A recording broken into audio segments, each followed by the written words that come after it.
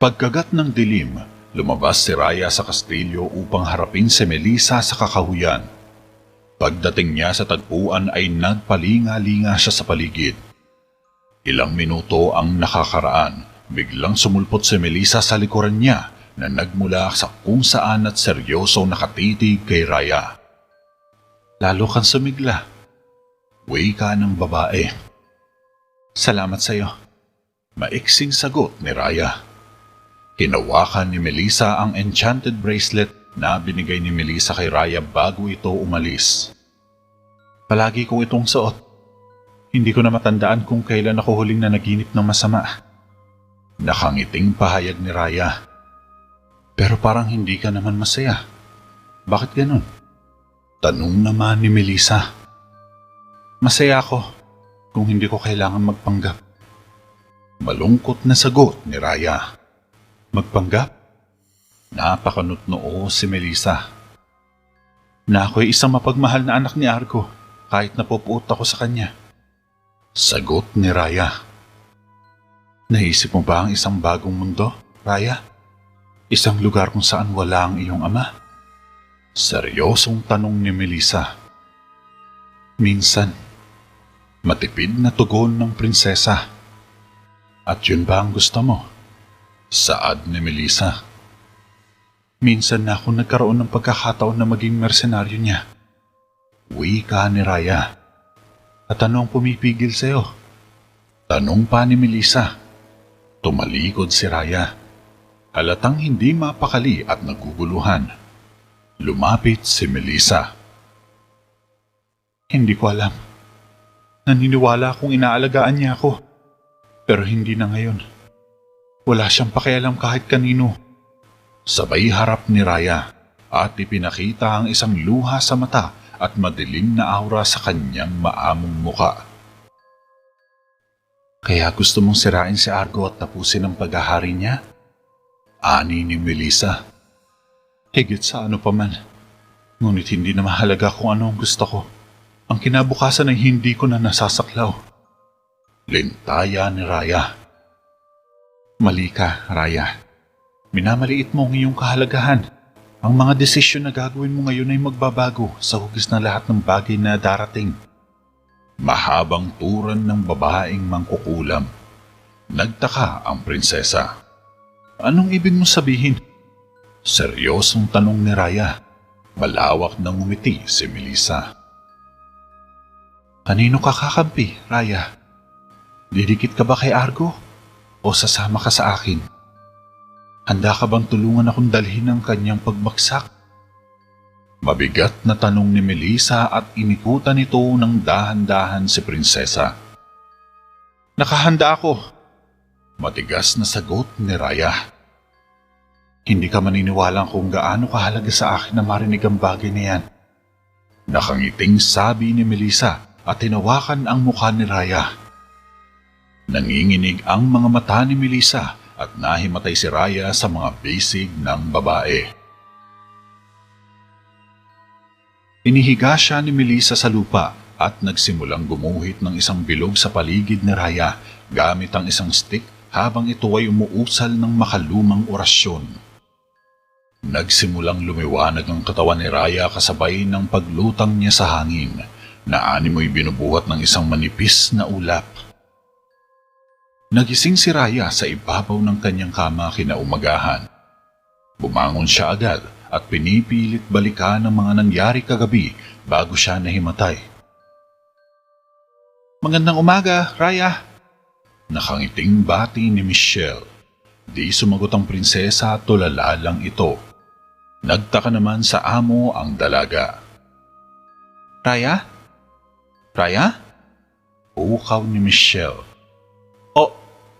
Biglang natauhan si Raya. "Nakatulog ka ba na maayos?" Sabay hikab ni Michelle. Gumulong ang mga mata ni Raya. Oo. Mukhang mas mahimbing pa yata kaysa sa'yo." Sagot ni Raya. At kung titignan maigi, ay halatang mas puyat pa si Michelle kesa sa kanya kahit nakatulog naman ito ng sapat na oras kagabi. Subalit kapansin-pansin na medyo lubog ang mga mata ng dalaga at pinapawisan ng malagkit ang kanyang mukha na animoy kakagaling lang nito sa kusina. Pasensya na. Bumuntong hininga si Michelle. Nakaupo si Haring Argo sa kanyang kama habang kasalukuyan itong naliligo sa sariling pawis. Kakatapos lang itong i-check ni Mang Rigor at base sa kanyang pagsusuri ay wala naman siyang nakitang sintomas ng malalang sakit. Bagkus isang karaniwang lagnat lamang ang kanyang nakita. At lilipas din ito kalaunan sa pamamagitan ng tamang pahinga. Subalit ito ay taliwas sa nararamdaman ngayon ng hari. Di niya lubos maintindihan ang sarili pero parang ang bigat ng kanyang pakiramdam na para bang may isang elepante na nakapasan sa balikat niya. At bukod dito, nakakaramdam siya ng pagkauhaw, stress at matinding antok. May kailangan pa pala akong asikasuin sa korte. Wika ng Haring Argo. Tinipon naman ni Mang Rigor ang mga gamit niya sa kama. Kailangan mong manatili sa iyong kama, kamahalan. May lagnat ka. Maghahanda ako ng mga gamot para sa'yo. Kailan siya ulit nagkasakit? Tanong ni Mang Rigor nang bumaling siya kay Nicolas na siyang umakay at nagbantay sa hari sa loob ng kanyang silid. Napansin ko ito kaninang umaga. Hindi naman ito dapat ipag-alala, hindi ba? Sagot ni Nicolas na medyo nagtataka din. Hindi. Lilipas din ito ng isang araw o dalawa. Tiyakin mong ipaalam sa akin kung may anumang pagbabago. Bilin ni Mang Rigor kay Nicolas bago siya lumabas ng kwarto. Sa kabilang dako, nakarating na ang grupo ni Jericho sa teritoryo ni Idersolas. Pumasok sila sa loob ng lumang kastilyo at nabungaran nila ang mga sirasirang gamit, mga gumuhong pader at mga natungkab na dingding.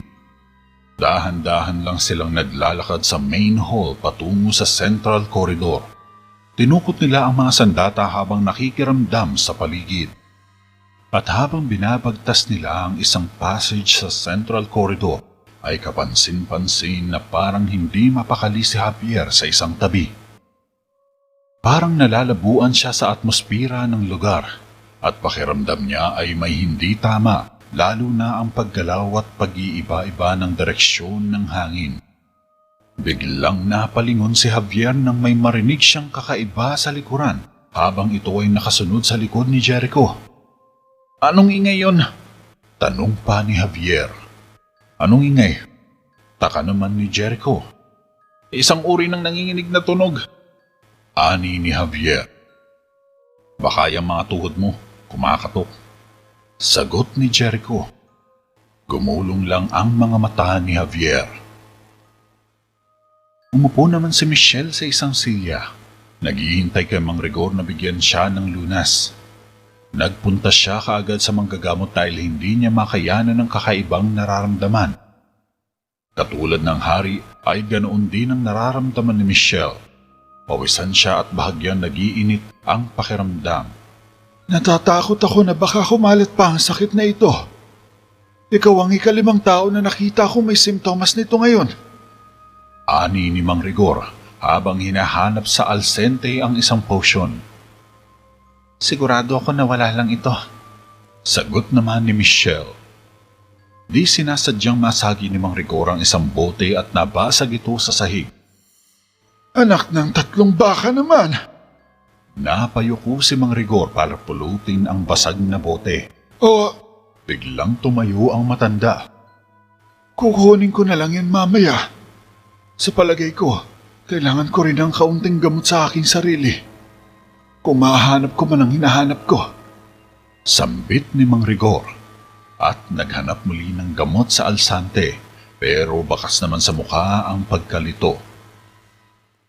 Samantala, pumasok ang grupo ni Jericho sa maalikabok na silid kung saan ginising ni Melissa ang mga kabalyero sa pamamagitan ng lumang ritual. Narating ni Jericho ang isang altar at tinignan ang mga abo ng apoy sa ibabaw. Tila totoo ang bahagi ng kwento ni Jose. Malamang mga manlalakbay lang sila na napadaan. Sambit ni Jericho. Binaling ni Javier ang kanyang ulo patungo sa pasukan. Sa palagay ko, mali ka. Wika ni Javier nang bumungad sa kanya ang mga kabalyero ni Iderciolas na naka-formation sa likod ng pintuan. Napalingon naman sa likuran si Jericho pati na ang mga kabalyero niya. At nagulat sila sa nakita. Sabay-sabay na hinugot ng mga kabalyero ni Iderciolas ang kanilang mga espada. Umatake ang mga ito, kaya ang grupo ni Jericho ay napilitang makipaglaban sa mga kabalyerong nakamaskara. Dahil may 5 tao si Jericho ay nagkanya-kanya sila ng hinarap na kalaban. Maging si Javier ay napilitan ding sumagupa ng atakin nito ng isa. Sumugod kay Jericho ang nangungunang kabalyero at inundayan siya ng diagonal strike sa mukha. Nabigla si Jericho sa atake. Nablock nito ni Jericho. Gumanti siya ng straight slash at tinamaan sa balikat ang kalaban. Subalit hindi man lang iyon ininda ng nakarobang kabalyero at mas lalong naging marahas ang mga atake nito. Nakipagpalitan ng mga taga si Jericho at sinabayan ang kalaban. Sumundot si Jericho sa kanan pero tinapik ito ng nakarobang kabalyero. Nagtapon si Jericho ng hiwa sa ulo ngunit nasalag ito ng kabalyero sabay pinaikot ang kamay at nadala si Jericho. Plak! Sinalubong ni Jericho ang backhand ng kalaban.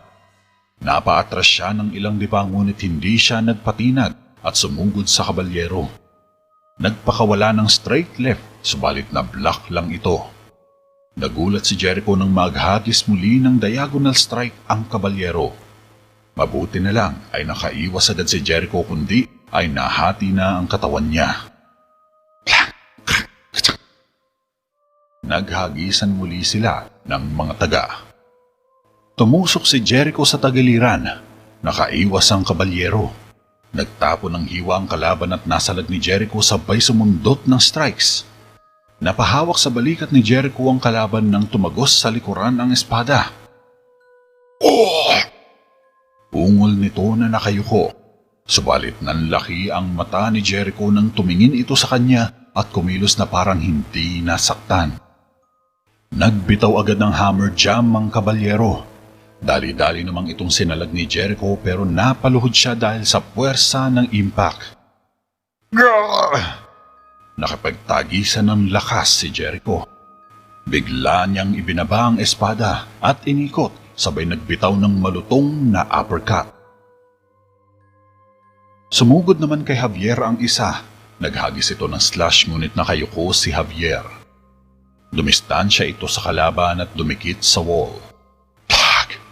Sa isang suntok naman ay napatalsik ni Jericho ang nakarobang kabalyero at napaluhod ito sa lupa.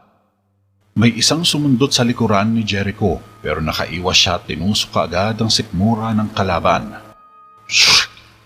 Napayuko ito at inakala ni Jericho na patay na.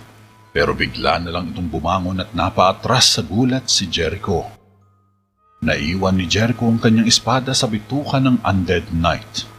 Sinubukan niya maghanap sa paligid pero wala siyang makita. Jericho! Binato ni Javier ang isang espada. Nasalo ni Jericho ang espada at pinaikot ito sa kamay sabay atake sa nakarobang kabalyero. Nakipagbunutan muli si Jericho. Ngunit napansin ni Jericho na sila na lang ang natitirang buhay ni Javier at patay na ang mga tauhan niya. Tumaga ang kalaban. Nablock ito ni Jericho at bumaling kay Javier. Takbo, Javier! Tumakbo ka na! Sigaw ni Jericho. Nilagpasan ni Javier si Jericho pero biglang huminto ang binata. Sinipa ni Jericho ang kalaban at tumilapon ito ng ilang metro. Ano ka ba? Gawin mong sinasabi ko! Tinulak ni Jericho si Javier patungo sa pintuan. Sumugod ang pangalawang kabalyero kay Jericho, sabay bitaw ng malutong na strike. Nasalag ni Jericho ang atake at sinipa din ito sa tiyan. Napaatras ang kalaban.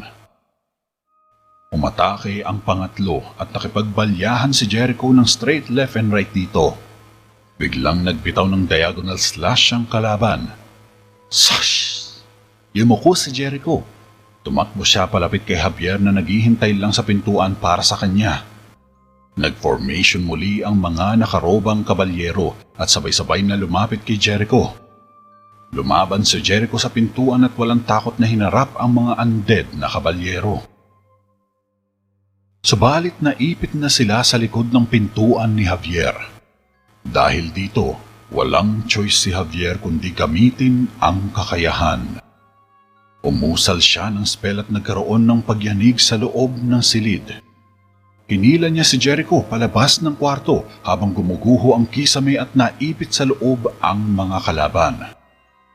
Tumakbo sina Javier at Jericho palabas ng lumang kastilyo at payapang nakarating sa gubat at huminto. Anong nangyari sa braso mo? Tanong ni Jericho nang mapansin ng maliit na sugat ni Javier. Mabilis na kumunot ang noo ng binata. Baka may nakahagip lang sa akin. Sagot ni Javier. Nagtataka siya sa kinikilos ni Jericho. Tignan ko nga, takpan natin yung una mong sugat sa labanan. Eto. Pinunit ni Jericho ang ilalim ng kanyang tunika. Hindi na. Huwag. Maliit lang naman na sugat to. Nahihiyang sabi ni Javier. Huwag ka mag-alala, maaari mong ayusin ito. Pinulupot ni Jericho ang tela sa braso ni Javier. Naghahabol ng hininga si Jericho. May nakatakas pa ba? Umiling si Javier. Kailangan na natin bumalik sa Terra Veda para magtipon ng dagdag na pwersa. Dagdag ni Jericho at sumakay na sila sa mga kabayo nila.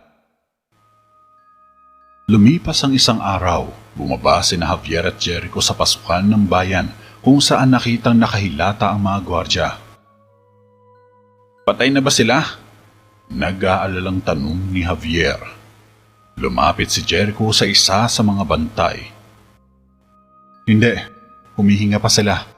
Sagot ni Jericho matapos kapain ng dibdib ng kawal.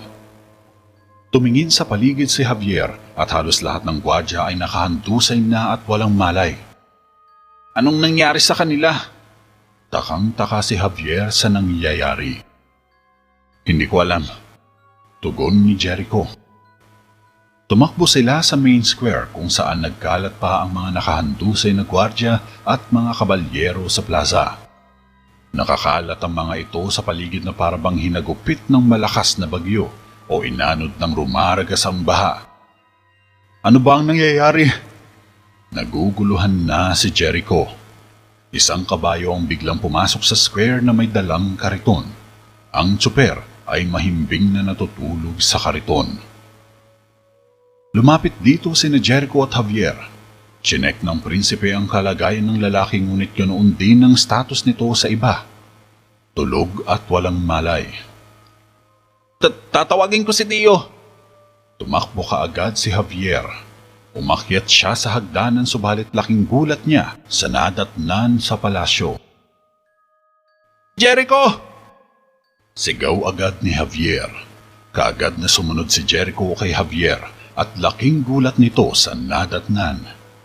Lahat ng mga katulong, opisyal sa konseho at mga maharlikang tao ay nahimatay sa baitan ng hagdanan.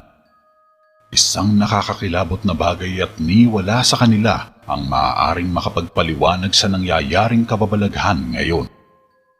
Tulog na tulog silang lahat. Mukhang isang uri ito ng sakit. Teorya pa ni Javier. Nasaan ang aking ama? Saad ni Jericho. Kaagad silang tumakbo patungo sa Council Chamber of Doom. Nagmamadaling pumasok si Jericho. Ngunit naabutan niyang walang laman ng konseho. Nabahala ng husto si Jericho sa kalagayan ng kanyang ama at unti-unti na siyang naghihisterikal sa kaba. Nasaan siya? Ani ni Jericho sa sarili. Lumabas sila sa silid at sunod na nagpunta sa bahay ni Javier. Pagpasok nila ay nadatnan nilang natutulog si Mang Rigor sa sariling des nito. Tio Rigor! Nilapitan niya ang tiyuhin at niyugyog ang balikat nito subalit hindi rin ito nakatulong. Tulog na tulog ang matandang manggagamot at bahagyang naghihilik pa. Malamang gawa ito ng mahika, ani ni Javier. Kailangan natin mahanap ang tatay ko. Lumabas sila ng bahay. Nadaanan nila ang silid ng prinsesa at pumasok sila sa loob. Napansin ni Jericho si Michelle na nakahandusay sa sahig. Binuhat niya ang dalaga at maingat na inilapat sa kama. Narinig nilang gumalaw ang kortina sa likod nila. Hinugot ni Jericho ang espada niya at hinila palabas ang taong nakakubli mula sa likod ng kortina. Subalit bumulaga sa kanila si Raya. Sigaw ito ng sigaw at takot na takot. Hinawakan ito ni Jericho. Ako to, Raya! Anong nangyari? Tanong agad ni Jericho nang bahagyang mapakalma ang kapatid niya. Hindi ko alam. Nanginginig si Raya. Huminahon ka, Raya. Sabihin mo lang kung anong nangyari. Sambit ni Jericho. Nagrereklamo ang mga tao. Sinasabing masama ang pakiramdam nila. Tugon nito. At anong klaseng pakiramdam naman? Tanong ulit ni Jericho. Umiling-iling si Raya. Nagsimula na silang makatulog. Lahat. Kahit saan ako pumunta, may makikita ako nakahandusay. Salaysay ng prinsesa. May tao ba rito? Tanong pa ni Jericho. Umiling muli si Raya. Kung gayon, bakit ka nagtatago? Seryosong tanong ni Jericho at tinitigan si Raya sa mata. Sabi ko sa'yo, hindi ko alam. Akala ko kung sino nang pumasok. Sagot ni Raya. Nasaan ang ating ama? Usisa ni Jericho. Hindi ko alam. Nangangatog na si Raya. Jericho, nababalisa na siya. Sabat ni Javier. Kung gising siya, baka may nakita siya. Saad ni Jericho. Medyo napaisip din si Javier. Wala akong nakita. Pagdidiin ni Raya. Nakita mo ang mga taong nahihimatay. Anong ginawa mo?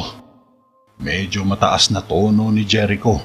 Nagpupumiklas naman si Raya. Anong maaari kong gawin? Anang prinsesa. Raya, hindi ko maintindihan. Bakit ikaw lang ang gising? Pagtataka ni Jericho. Hindi nakareak si Raya at bahagyang namuo sa isipan nila ang masamang hinala. Samantala, nagawang makalabas na mga kabalyero ni Edersyolas sa lumang kastilyo. Nakasakay ang mga ito sa kabayo at kasalukuyang naglalakbay ng mabilis sa kapatagan patungo sa Terabeda. Nauuna nang maglakad si Jericho sa upper corridor at nakasunod lang sa kanya sina Javier at Raya papunta sa silid ng hari. Huwag ka mag-alala, wala akong sasabihin. Bulong ni Javier kay Raya. Tungkol saan? Taka naman ng prinsesa. Sa sakit. Prangkang sabi ni Javier. Wala akong kinalaman dun. Tanggi ng prinsesa. Hindi. Siyempre, hindi. Ngunit meron kang kakayahan. Napahinto sila ng prinsesa at tiningnan ni Raya si Javier ng masama. Hindi mo dapat sabihin niyang kahit kanino. Babala nito. Umiling naman si Javier. Hindi. At hindi ko sasabihin kay Jericho. Ngunit nakakapagtaka lang dahil may isang bagay na nagpapanatili sa'yo ng ligtas. At sa tingin ko ay yun ang dahilan. Sagot ni Javier. Tama, pero mali ka nang iniisip. Pilit na nagdi-deny si Raya pero hindi pa rin rito kumbinsido si Javier. Napakaripas sila ng takbo nang marinig nilang sumigaw si Jericho. Hanap ko na siya! Pumasok sina Javier sa loob ng silid at naabutan nila si Haring Argo na tulog na nakahandusay sa sariling desk nito. Nilipat ni Jericho ang ama mula sa pagkakahandusay na posisyon sa ibabaw ng mesa at sinandig ang katawan sa likod ng silya. Ama! Sabay tinapik ito sa muka. Ayos lang siya. Wika naman ni Javier. Hindi siya maayos, sagot ni Jericho. Tulog lang siya. Ang kailangan lang natin gawin ay hanapin ang lunas. Isang paraan para magising sila. Sambit ni Javier. Binitiwan naman ni Jericho ang ama at bumulusok ang mukha nito sa ibabaw ng mesa. Sino kaya ang gumawa nito? Ikaw lang ang hindi naapektuhan, Raya. Alam kong may dahilan lahat ng ito. Turan ni Jericho. Nagkatinginan agad si Raya at Javier. Sumenyas si Raya kay Javier at halatang nagpapatulong magpalusot para sa magandang alibay na di mahalata ng kapatid. Ewan ko. Nanginig muli si Raya. Yan lang ang paulit-ulit mong sinasabi. Dapat may alam ka.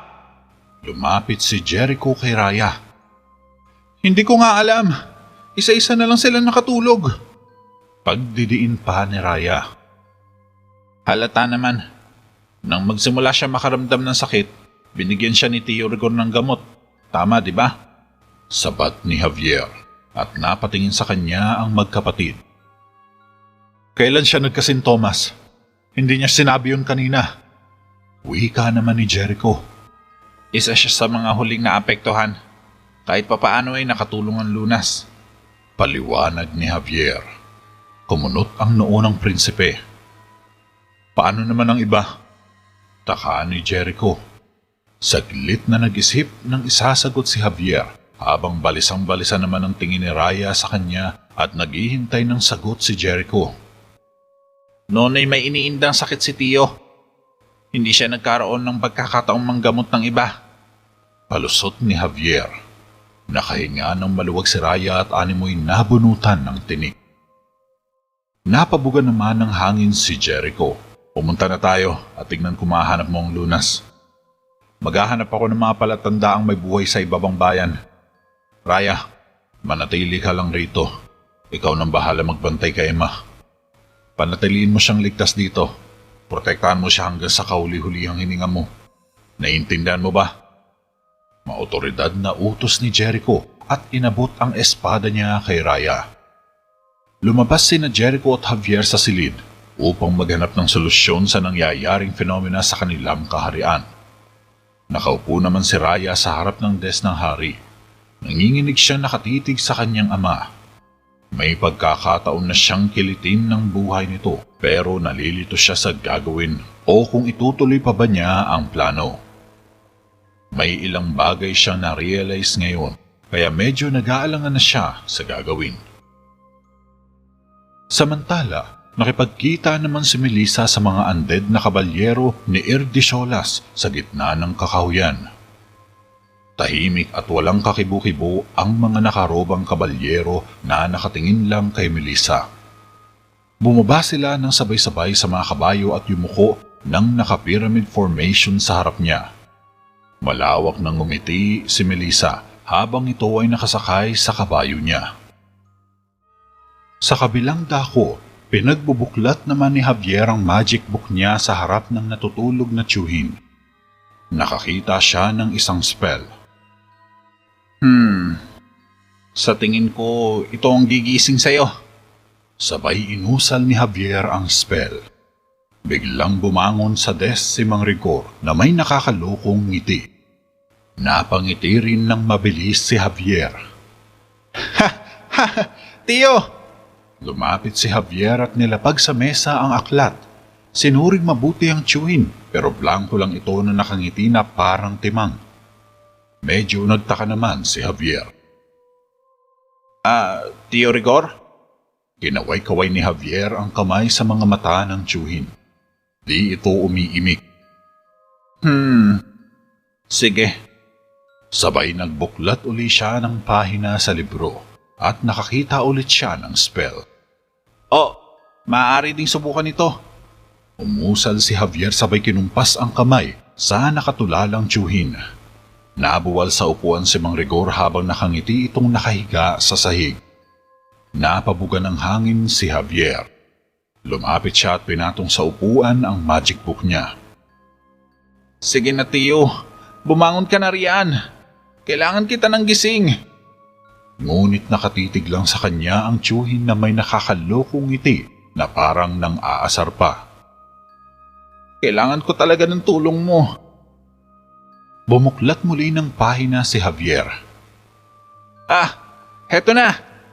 Mahiwagang sumambulat sa mukha ni Mang Rigor ang malamig na tubig, subalit hindi pa rin ito umubra. Javier! Sinarado ni Javier ang libro. Halika dali! Tila natataranta si Jericho. Kumaripas sila palabas ng bahay at nagtungo sa battlements area. Mula sa ibabaw ng battlements ay tanaw na tanaw nila sa di kalayuan ang 8 sakay ng mga kabayo habang ito ay patungo sa Terraveda. Ayon sa alamat, 7 kabalyero lang ang medhir. Turan ni Javier. Kung gayon, sino yung pangwalo sa kanila? Seryosong tanong ni Jericho. Hindi ko alam. At sa dami nila mukhang hindi natin makakayang depensahan ang kaharian. Wika ni Javier. Masama ito. Kailangan na natin bumalik sa ama ko. Tumakbo na naman sila pabalik sa silid ng hari. Pumasok ng walang pag-aalinlangan ng mga sakay ni Medhir at niragasa ang tarangkahan ng ibabang bayan. Nakarating sina Jericho at Javier sa kwarto at napatayo naman si Raya sa kinauupuan. Isa ito sa mga unang lugar na titignan nila. Kailangan natin siyang dalhin sa ibang lugar. Wika ni Jericho. Binuhat nila ni Javier ang hari. Anong nangyayari? Nagtataka si Raya. Inaatake tayo. Wala nang oras para magpaliwanag. Sagot naman ni Jericho. Hawakan mo ang binti niya at buhatin siya na maayos. Huwag mo siyang kakalad ka rin sa sahig. Itaas mo ang mapa niya. Paninermon ni Jericho kay Javier. Hindi naman mapa niya ang problema. Katwiran naman ni Javier. Raya, tulungan mo nga siya. Parang mas lanta pa to sa gulay. Ani ni Jericho. Nilapag ni Raya ang espada sa ibabaw ng aparador at pinagkaisahan nilang buhatin ang hari palabas ng silid. Ang mga kabalyero naman ay tumawid sa ilalim ng drawbridge at malapit na silang makapasok sa palasyo. Samantala, napapangiti naman si Javier sa panakanakang paghihilik ni Haring Argo habang kinakaladkad nila ito sa masikip na koridor. Hindi ito nakakatuwa, Javier. Nahanap mo na ba ang potion na iniinom ni Raya? Ani ni Jericho. Hindi pa. Sagot ni Javier. Bumaba naman ang mga kabalyero sa main square. Patuloy na kinakaladkad ni Jericho, Javier at Raya si Haring Argo patungo sa silid ng prinsipe. Pagkapasok nila, sinara agad ni Jericho ang pintuan niya at magkasabay namang binaksak ni Javier at Raya ang mga binti ng hari sa sahig. Pagbaling ni Jericho ay ganoon na lang ang inis niya nang iniwan ng dalawa na nakatihaya sa sala si Haring Argo. Di niyo siya pwedeng iwan dyan. Kailangan natin siyang dalhin sa kama. Utos ni Jericho. Bakit pa? Tulog naman siya. Hindi niya rin malalaman to. Sundot naman ni Javier.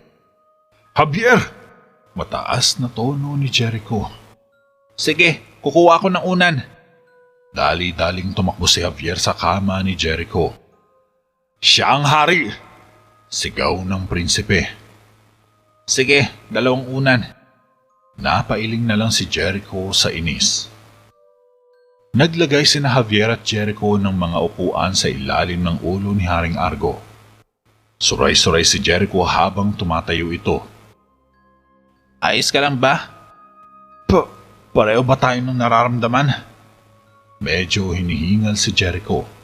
Napansin ni Javier na tumutulo ang pawis sa ulo ni Jericho, kaya napahawak na rin siya sa noo at nabasa ng malagkit na pawis ang kamay niya. Nagkakasintomas na rin tayo. Tumingin si Javier kay Raya na maayos pa rin ang lagay. Hindi natin nahayaang mangyari yun. Kailangan nating itago ang aming ama. Inikot ni Jericho ang paningin sa paligid. Ba't di natin siya pagbalat kayuin? Mungkahi pa ni Javier. Tama, baka gumana nga yan. Sang-ayon naman ni Jericho at napangiti. Maaari natin siyang bihisan bilang isang babae. Napahinto si Javier nang matunaw ang ngiti ni Jericho sa labi. Tila ba napikon nito. Mag-isip ka naman ng iba. Halatang pinipigilan lang ni Jericho ang sariling magalit. Pwede natin siyang bihisan bilang utusan. Nakangiting wika ni Javier. Sige, mas maganda nga yan. Sagot ni Jericho. Kukuha ako ng damit. Tumakbo palabas ng silid si Javier at sinara ang pinto. Ayos ka lang, Raya. Mukhang tahimik ka. Pansin ni Jericho at lumapit siya sa kapatid. Ayos lang ako. Tugon naman ng prinsesa. Sigurado ka? Lagi kong nasasabi ito kapag nagsisinungaling ka. Sabay hugot ng espada. Huwag kang mag-alala. Hindi ko hahayaang may mangyaring masama sa kanya. Nilapag ni Jericho ang espada sa mesa niya. Napatango na lang si Raya sa sobrang kaba. Napatakbo si Javier sa isang kwarto nang makasalubong niya ang isang undead na kabalyero na gumagala sa koridor. Sinara niya ang pinto at nagtago sa malaking closet. Ilang sandali pa ay nadinig niya na ang pagkalabog ng pinto. Pumasok ang kabalyero at nakiramdam ito sa paligid, ngunit kalaunay lumabas din ito. Nakahinga ng maluwag si Javier at lumabas sa closet. Muntik na siyang atakihin sa puso. Nag-isip-isip siya ng paraan kung paano re-resolbahin ang problemang ito at di katagalan ay natagpuan na lang niya ang sarili na nasa dulo na siya ng kuweba. Tinignan niya ang dragon na nakahiga lang sa ibabaw ng bato na tila maamong aso. Anong nangyayari? Bakit tulugan lahat? Nagkunwaring naghihilik si Gamora. Pakiusap, huwag ka naman ganyan. Kailangan ko ng tulong mo. Anong gagawin ko? Huwag kang magpanggap. Alam ko naririnig mo ako. Naiinis si Javier. Napahikab ang dragon. Hindi ko na kailangan makinig sa iyo, Javier. Palagi mong sinasabi ang parehong bagay.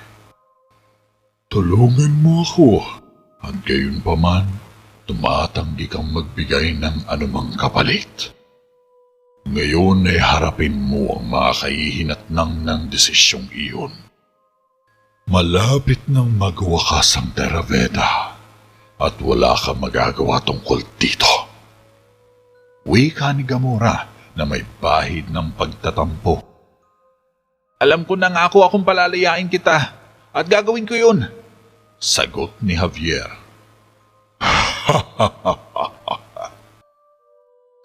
Tumawa ng malakas si Gamora. Gagawin ko. Ipinapangako ko. Seryosong wika ni Javier. Wala na akong tiwala sa mga pangako mo, Javier. Mataray na sabi ng dragon. Sinusumpa ko. Kasama ng buhay ng aking tiyuhin. Naging seryoso muli ang dragon. Piliin mo mabuti ang mga sinasabi mo. Wika ni Gamora. Kailangan mo akong tulungan. Pakiusap ni Javier. Mas mahalaga sa iyo ang kanyang buhay kaysa sa sarili mo. Ito ay isang panunumpa na pinaniniwalaan kong igagalang mo. Turan pa ni Gamora. Oo, gagawin ko. Sagot naman ni Javier. Ito ay isang bagay na kagagawan ng isang gayuma na nagpapatulog sa lahat. Ang kapangyarihang panatiliin nito ay ibang-iba. Kakailanganin nito ang higit pa sa mga salita upang masira ang pangaakit na ito. Mahabang lintayan ni Gamora na ikinalito naman ng binata. Anong ibig mong sabihin? Tanong ni Javier. Dapat mong lipunin ang pinagmulan. Makahulugang sagot ni Gamora. Magaling. Anong pinagmulan?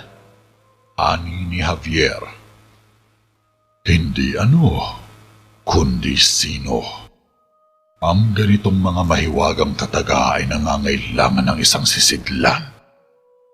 Isang buhay na presensya upang bigyan sila ng lakas. Ang pinagmula ng salot na ito ay walang iba kundi ang mangkukulam na si Prinsesa Raya. Pahayag ni Gamora. Pero, hindi yun pwede. Tutol ni Javier. Binalaan na kita tungkol sa kanya noong nakaraan. Ngunit nabigo kang mag-ingat. Delikado siya. Umiling si Javier. At ngayon ay napili niyang tumalikod sa kanyang sarili. Dagdag pa ni Gamora. Paano ko siya pipigilan? Tanong ni Javier. Madali lang yan, batang mangtatawas. Dapat mo siyang patayin. Tugon ng dragon. Hindi, ayoko. Tanggi naman ni Javier. Ang dasal ay hinabi ng mahika ng gayong kapangyarihan na kahit ikaw ay hindi ligtas. Dapat kang kumilos ngayon bago pa mahuli ang lahat. Kung hindi mo gagawin, babagsak ang Terraveda at mamamatay si Jericho. At ang kinabukasan na itinakda mong ibahagi dito ay maglalaho kasama mo. Mahabang lintaya ni Gamora. Hindi nakareact si Javier. Nanigas siya na parang tuod at litong-lito. Napatakbo siya paakyat ng kastilyo nang bumuntong hininga si Gamora habang nagrarambulan ang mga katagang iniwan nito sa utak niya. Naguguluhan siya kung sino ang pipiliin niya. Si Prinsesa Raya ba o ang buhay ng nakararami? Dumiretso sa bahay si Javier at kumuha ng mga damit, isang pakete ng tubig at isang bote ng hemlock na kilala bilang isang nakakatakot na lason. Ilang minuto lang ay matetepok agad ang biktima. Sisikip ang kanyang lalamunan sa oras na makainom kahit isang patak lang ng hemlock. Magsisibarahan ng daluyan ng dugo sa ugat niya hanggang tuluyan na siyang malagutan ng hininga.